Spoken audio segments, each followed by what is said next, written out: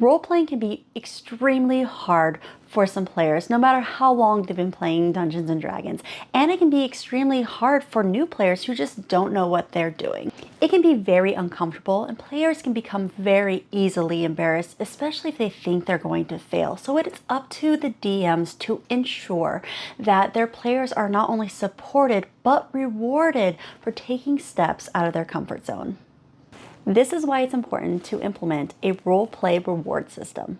I want them to be a part of the game, not just a person playing a game. I'm Saya from Tabletop Mayhem, and if you enjoy these quick tips, tricks, and story building advice, please be sure to subscribe and hit that bell so you don't miss out on other episodes like today's episode, which is how I encourage roleplay through an unconventional roleplay reward system that may not be for everyone, but it might just be what you need for your next campaign.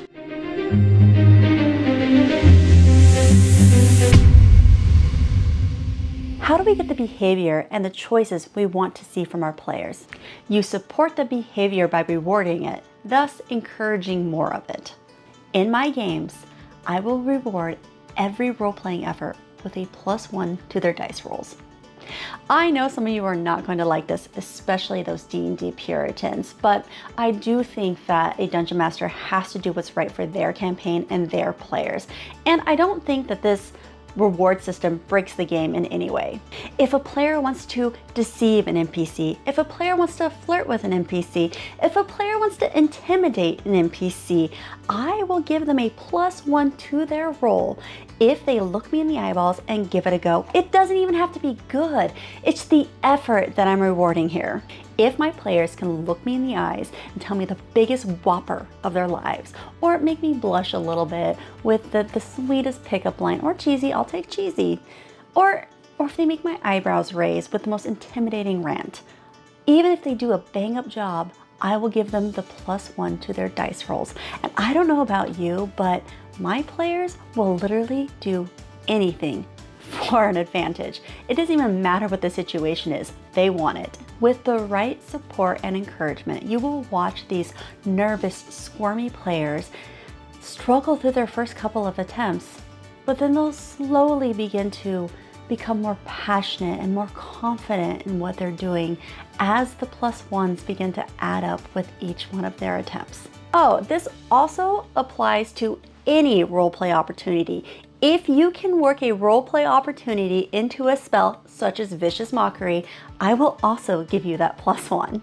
It is extremely important that players know that they do not have to do this. They do not have to roleplay. They will not be forced to do it. We are only rewarding the effort. We are never punishing a player. They get to make the decision whether they want the +1 or not.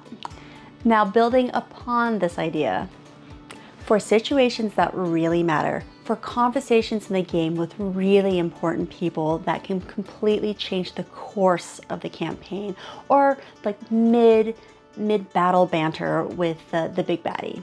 If a player role plays at a moment of intense pressure, when their words matter most, and when the role can completely change the outcome of a situation, we're talking life and death, I will not only give them their +1, I will allow them to roll a d4 to add on to their modifier. Something else that you can do is, instead of rewarding that one player with a d4 in this epic moment, is to scrap the idea and give each player the ability to add a +1 if they choose to also engage in this role play. So now it becomes a huge group effort, and instead of rolling a 1d4 and getting a 1, now the party is guaranteed to have a +3, +4, +5, depending on how big the party is and depending on how many people choose to role play in the moment.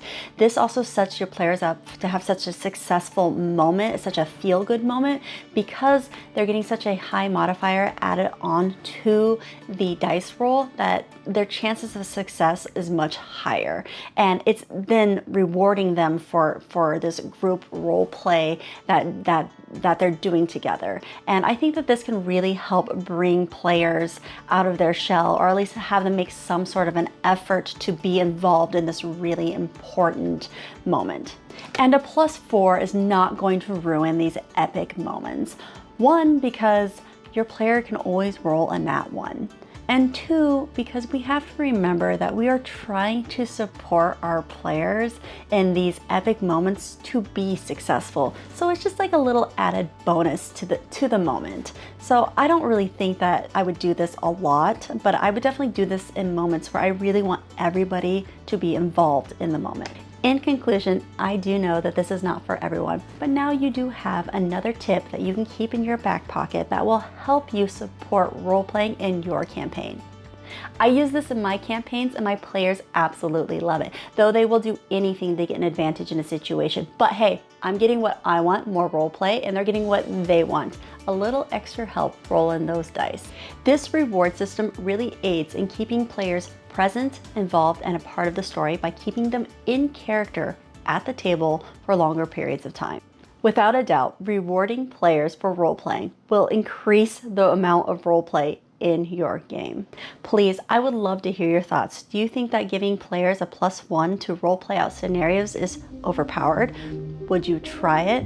I can't wait to hear your thoughts in the comments below. And if you have any other advice, please share. Let's help each other become better dungeon masters and players. As always, thank you so much for watching and happy adventuring.